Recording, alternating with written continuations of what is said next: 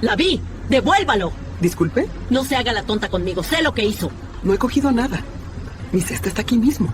¿Va a pagarlo o tengo que llamar a la policía? ¿De qué está hablando? Última oportunidad.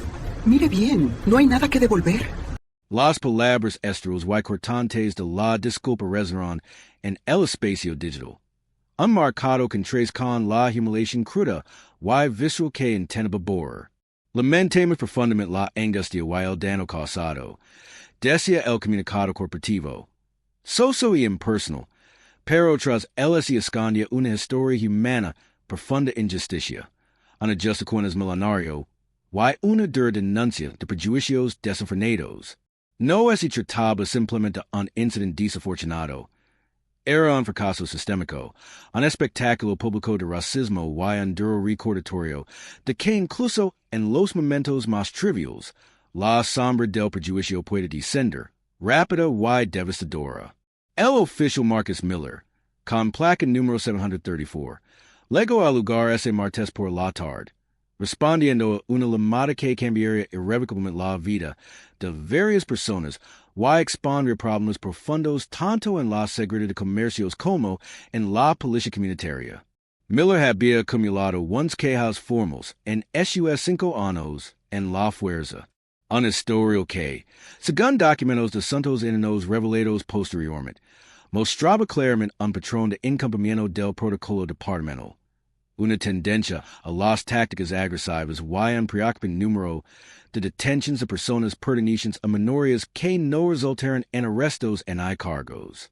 Sin embargo, permaneció patrullando, testimonio de un sistema a menudo lento o reacio a abordar sus propias deficiencias internas. Al otro lado de ese fatídico encuentro ese encontraba la diaria. Anya Sharma no era sospechosa ni ladrona, sino una cirujana pediátrica muy respetada. Una mujer que había dedicado su vida sana y cuidar a los más vulnerables. Sus credentials eran impecables, su reputación intachable, su prestigio en la comunidad innegable.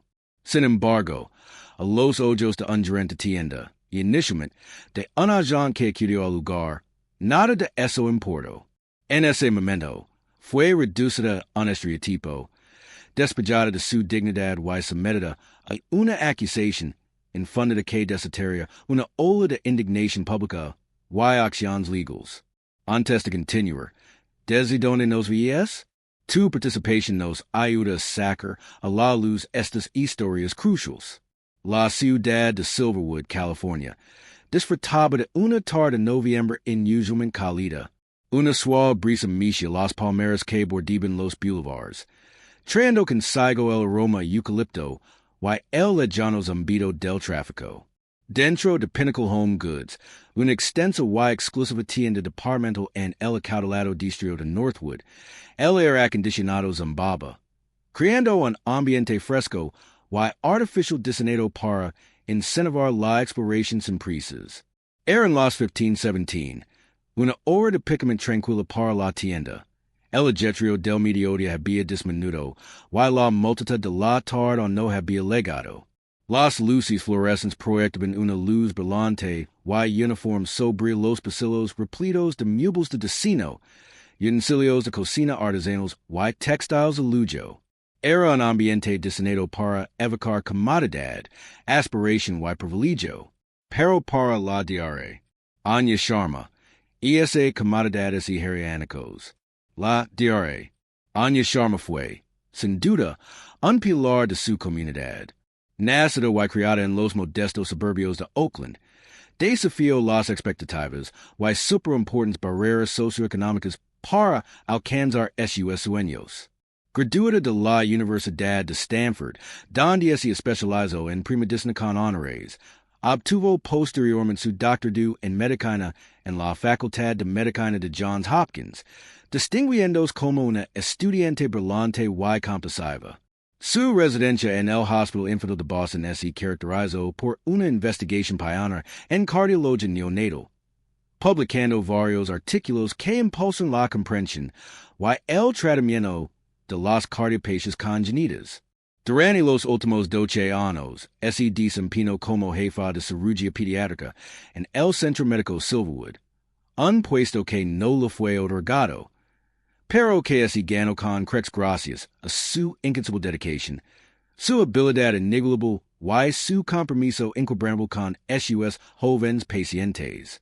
Fue voluntaria en clínicas gratuitas locales, mentor de aspirantes a estudiantes de medicina de entornos desfavorecidos y era una figura querida en su vecindario, conocida por su fuerza serena y su risa contagiosa. Ese martes en particular, simplemente buscaba un nuevo juego de cojines y un gerente decorativo para su sala de estar recién redecorada, una actividad rutinaria y totalmente legítima para una mujer que podía permitirse, y Mauricia, embellecer su hogar. Sin embargo, el agente Marcus Miller Trejo consigo una historia diferente. Sus once denuncias formales no fueron simples notas administrativas a pie de página, fueron claros indicios de una gestión problemática. En 2019, enfrentó una denuncia por uso excesivo de la fuerza después de que una parada de tráfico rutinaria derivara en un altercado físico con un anciano negro, quien finalmente fue liberado sin cargos. La investigación interna, SI bien reconoció errores tácticos, finalmente absolvió a Miller, alegando el incumplimiento del sospechoso. Una segunda denuncia en 2020, de Tallow Union Incident Delaware Perfilation Racial, en el que Miller presuntamente detuvo y registró un grupo de adolescentes negros que meritaban frente a una tienda de conveniencia, a pesar de que no se había reportado ningún delito en las inmediaciones. Una vez más, la investigación encontró pruebas insuficientes para fundamentar la denuncia. A principios de 2021, una junta de revisión civil denunció a Miller por un patrón de emitir multas desproporcionadas a conductores pertenecientes a menores por infracciones menores, una preocupación que se detectó, pero no se atendió. Más recientemente, tan solo 6 meses antes del incidente de Pinnacle Home Goods, Miller fue amonestado formalmente por no haber logrado calmar una disputa doméstica, sino que, en cambio, exacerbó las tensiones con interrogatorios agresivos y una actitud despectiva. El patrón era claro. Una tendencia a la escalada, una predisposición a la sospecha, y una incapacidad constante para conectar con las mismas comunidades que juró proteger. Estos incidentes, desestimados o minimizados individualmente, pintaron la imagen de un oficial cuyo juicio estaba, en el mejor de los casos, comprometido, y en el peor, peligroso. La llamada legó a la central del Departamento de Policía de Silverwood a las 15:22. Actividad sospechosa en Pinnacle Home Goods, sucursal de Northwood, informó la gerente de la tienda, Karen Jenkins, con voz tensa y una urgencia fingida. Tenemos a una mujer negra, posiblemente entre 30 y tantos y 40 y pocos años, vestida con una chaqueta azul oscuro. Lleva un tiempo inusualmente largo rondando la sección de decoración, cogiendo y dejando artículos, mirando a su alrededor furtivamente. Estoy casi segura de que intenta robar. Acaba de lavarse un jaren muy caro. Necesito un agente aquí de inmediato. El registro de la central registraba la descripción de la persona que llamó, una descripción cargada de prejuicios raciales. Pero la llamada se derivó como un posible robo en caso. La diare, Anya Sharma, mientras tanto, hacía precisamente lo que cualquier clienta en una tienda departamental de lujo quería hacer. Había pasado los últimos 20 minutos en el pasillo de decoración, comparando meticulosamente las texturas de varios cojines, contrastando diferentes tonos de azul con una muestra de tela que había traído de casa y admirando los intrincados diseños de gerentes artesanos. Tomó un gerente de cristal de Murano soplado a mano, maravillándose con su artesanía, y luego lo colocó con cuidado en su pedestal. Estaba considerando un juego de servilitas de lino cuando notó que Karen Jenkins, la gerente de la tienda, la observaba con una intensidad desconcertante desde el final del pasillo. La diré, Sharma, acostumbrada a ser el centro de atención en un huérfano. Pero no en una tienda minorista, lu dedicó una sonrisa cortés y breve. Jenkins no es la devolvió. Deberían los agents estar obligados a verificar las credentials de quien llama, especialmente en casos de presunto robo, antes de escalar la situación a una confrontación pública, o basta la mera acusación para iniciar una respuesta a gran escala. La confrontación fue rápida y brutal en su franquicia. Karen Jenkins se acercó a la DRA. Sharma, con el rostro sumido en una profunda sospecha. Disculpa, señora. Comenzo, con una voz tan aguda que interrumpió la música ambiental de la tienda. La he estado observando durante bastante tiempo. ¿Qué hace exactamente con ese gerente? La DRA. Sharma, sobresaltada, señaló el gerente, que estaba de vuelta en su estante. Solo lo estaba admirando, respondió con tono tranquilo, aunque un destello de confusión cruzó su rostro. Busco muebles nuevos para mi sala de estar. Jenkins ese burlo, un sonido destinoso que pareció flotar en el aire. Admirando examinando el lugar, la six recogerlo. Lo guardo rápidamente. ¿Verdad? ¿Dónde está su bolso? ¿Tiene alguna otra cosa escondida? Las acusaciones se sucedieron una tras otra, cada una un duro golpe a la integridad profesional y personal de la DRA.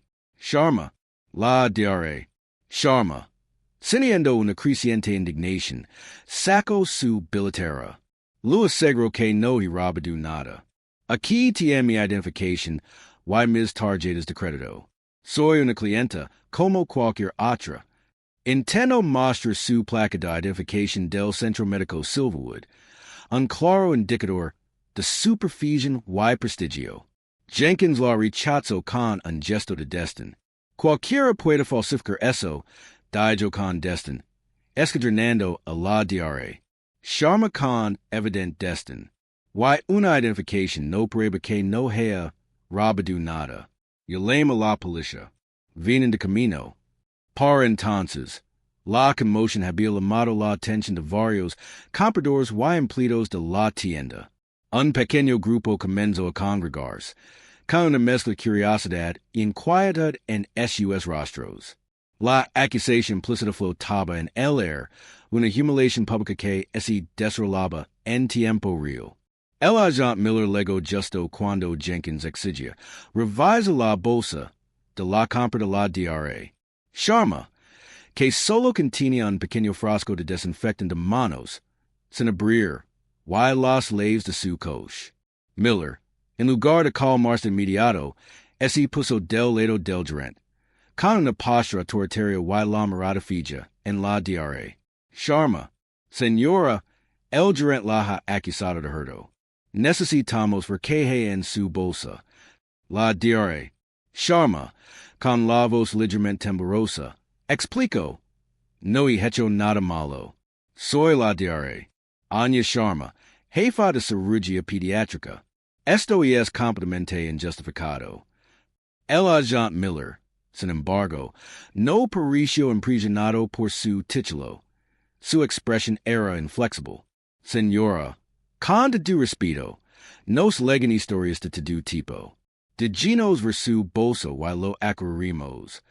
Fue en este momento crítico, cuando la situación estaba al borde de la injusticia total, que legó la sargento Elena Evans, supervisor directa del agente Miller.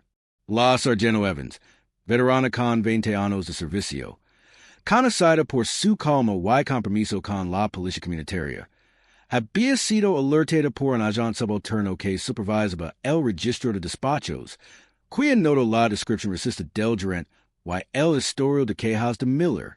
Eco un vistazo a la China, al consternado Dr. Sharma, al agresivo gerente, al obediente agente Miller y a la creciente multitud. Y comprendió de inmediato la gravedad del desastre que se estaba desatando. Sin decir palabra, se dirigió directamente al agente Miller, con una orden silenciosa en la mirada. Miller, apertiz, dijo en voz baja pero firme. Yo me encargo. Luego ese gyro hacia Karen Jenkins, con una postura que irradiaba autoridad. Señora, necesito que se retire. Ahora, la Sargento Evans entonces dirigió toda su atención al Dr. Sharma, con expresión de genuina preocupación, quitando efectivamente la placa, y el arma de la situación a Miller y Jenkins, y colocando la firma de nuevo en manos de la Justicia. La resolución inmediata fue rápida y decisiva, orquestada por la Sargento Evans. Revisó rápidamente la situación, habló brevemente con la DRA. Sharma y luego, con una calma profesional que contradice la atención latente, confrontó directamente a Karen Jenkins. S.R.A. Jenkins declaró la Sargento Evans con voz clara y autoritaria. La DRA. Sharma ha presentado múltiples documentos de identificación, incluyendo SUS credentials professionals. No hay evidencia alguna de robo. Sus acusaciones son totalmente infundadas y parecen basarse en suposiciones discriminatorias. Luego se dirigió a la DRA. Sharma y ofreció una sincera y profunda disculpa en nombre del Departamento de Policía de Silverwood. DRA. Sharma, lamento profundamente la angustia y la humillación que ha sufrido hoy. Esto nunca debería haber sucedido. Puede luego aseguro que realizaremos una investigación completa de este incidente. El oficial Miller, visiblemente arrepentido, recibió instrucciones de asegurar la China y documentar el falso informe del gerente. Deberían los empleados que hacen acusaciones falsas con motivos raciales, que conducen humillación pública y posibles acciones legales, enfrentarse al despido automático de SUS puestos, independientemente de las políticas internas de su empresa. Las consecuencias fueron inmediatas y explosivas. Una testigo, una joven llamada Chloe Davison, había estado grabando discriminando el enfrentamiento con su teléfono desde el momento en que Karen Jenkins se acercó a la DRA.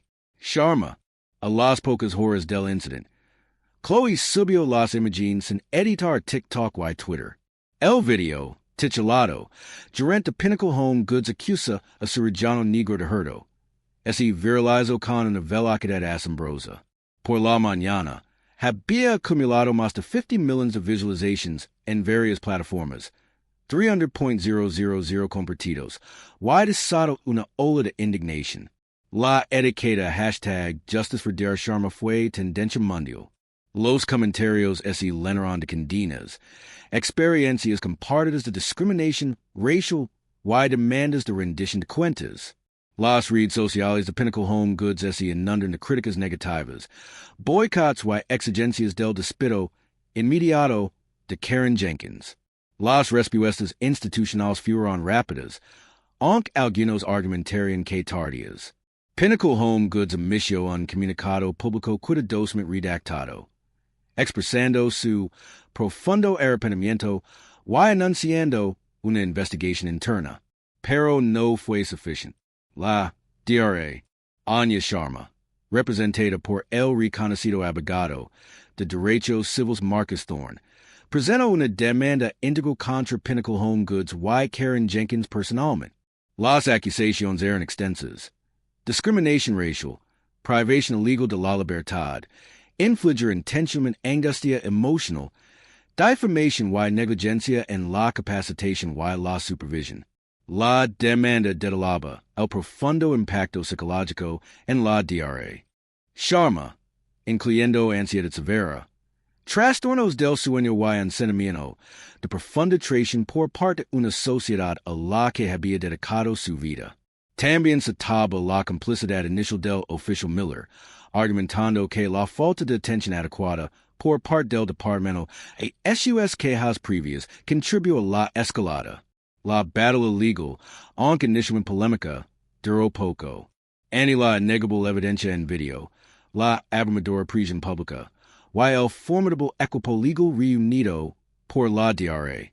Sharma, Pinnacle Home Goods se apresuró a alegar un acuerdo.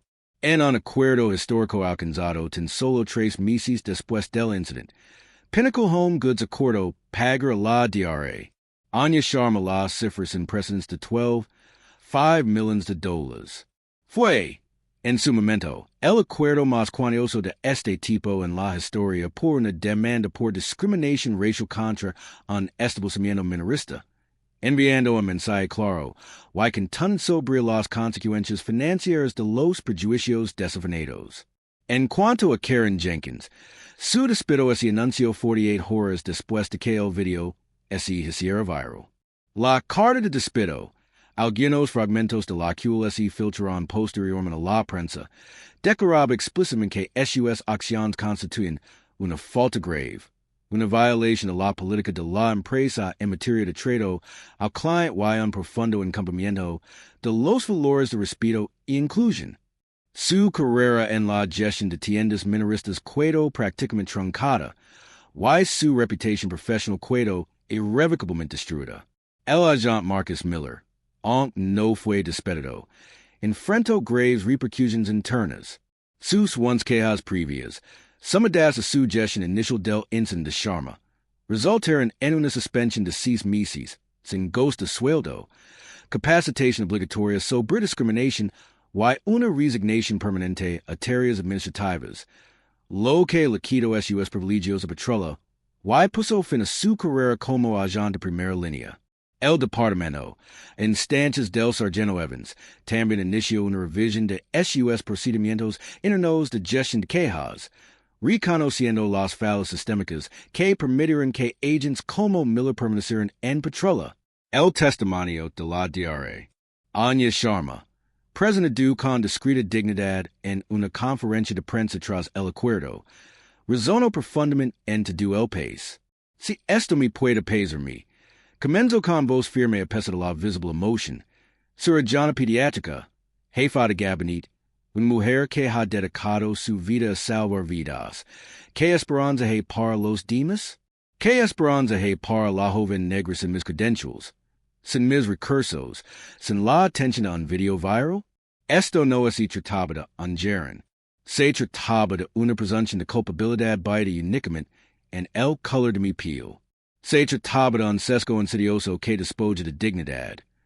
Erosiona la confianza, y convierte el simple hecho de existir en público en un acto peligroso para muchos de nosotros. Sus palabras fueron una poderosa acusación, un llamado a la acción que trascendió su experiencia personal. Debería un incidente de esta magnitud, que implica un claro sesgo racial y fallas institucionales, desencadenar automáticamente una investigación federal sobre los patrones más amplios de discriminación dentro de las principales cadenas minoristas y las agencias policiales locales? Las conclusiones del departamento, tras una exhaustiva investigación interna realizada por Pinnacle Home Goods, fueron contundentes. El informe, aunque no se hizo público en su totalidad, reconoció fallas sistémicas en varias áreas clave. Señaló la falta de capacitación integral en diversidad e inclusión para la gerencia, un preciso inadecuado de resolución de quejas que permite desestimar las quejas de los clientes sin una revisión adecuada. Y una cultura corporativa que, esa bien no era bien racista, permite simplemente que las conductas sesgadas pasen desapercibidas. La investigación también reveló que Karen Jenkins había recibido varias quejas informales sobre su trato a clientes minoritarios en el pasado, quejas que se habían archivado sin una intervención significativa. Para el Departamento de Policía de Silverwood, la revisión interna del expediente del agente Miller puso de manifiesto una falla crítica en su sistema disciplinario, donde las quejas individuales a menudo se trataban de forma aislada, sin identificar patrones de comportamiento peligrosos que, al analizarse en conjunto, exigen medidas más contundentes. En respuesta, Pinnacle Home Goods anunció una serie de reformas radicales. Estas incluyen capacitación obligatoria sobre sesgos, auditada independientemente, para todos los empleados, desde el personal de atención al público hasta los altos ejecutivos. Se nombró un nuevo defensor del pueblo externo para gestionar las quejas de los clientes, garantizando la imparcialidad y la rendición de cuentas. La empresa también se comprometió en invertir millones de dólares en programas de extensión comunitaria destinados a fomentar la diversidad y la inclusión. El Departamento de Policía de Silverwood también anunció cambios significativos, incluyendo una reforma completa de su proceso de revisión de quejas de asuntos internos, permitiendo mayor transparencia, y un enfoque más riguroso para identificar y abordar patrones de mala conducta de los agentes. La capacitación obligatoria para la desescalada, y los talleres sobre sesgo implícito, se convertirán en estándar para todos los agents, con casos de actualización periódicos. Este desguerre incident, que comenzó con la acusación infundada de un gerente tienda racista, se convirtió en un claro ejemplo de la facilidad con la que los prejuicios pueden invalidar la evidencia, la rapidez con la que se puede despojar a la dignidad, y la profundidad con la que las fallas institucionales pueden agravar los prejuicios individuals. La experiencia del Dr. Sharma puso al descubierto la incómoda verdad, que incluso en una era supuestamente comprometida con la igualdad, el color de la piel puede seguir siendo el principal determinante de cómo se percibe y se trata a una persona, independientemente de sus logros o posición social. Las consecuencias fueron graves. La carrera de un gerente arruinada, la carrera de un policía significativamente truncada, la reputación de una gran corporación dañada, y un costo financiero millonario. Pero la consecuencia más profunda fue la erosión de la confianza, el doloroso recordatorio de que la lucha por la verdadera equidad es de lejos determinar. ¿Qué cambia ahora? Más allá de los titulares, de los acuerdos y las disculpas. ¿Qué cambios sistémicos realmente evitaron que otro Dr. Sharma sufra semejante degradación pública? El reto sigue siendo desmantelar los mecanismos sudos y manifiestos que permiten que el prejuicio prospere, ya sea en una tienda o en la calle. Este caso nos demostró que la rendición de cuentas es posible, pero a menudo conlleva un inmenso costo personal. Quiz así hora de una política nacional que exige la creación de juntas de supervisión independientes, dirigidas por civiles, para todas las grandes cadenas minoristas, con la facultad de investigar y sancionar casos de discriminación racial, con sanciones claras y severas para las empresas que no aborden el sesgo sistémico. ¿Qué opinas? Comparte tu opinión en los comentarios. No cesaremos en la búsqueda de estas historias, porque no es y trata solo.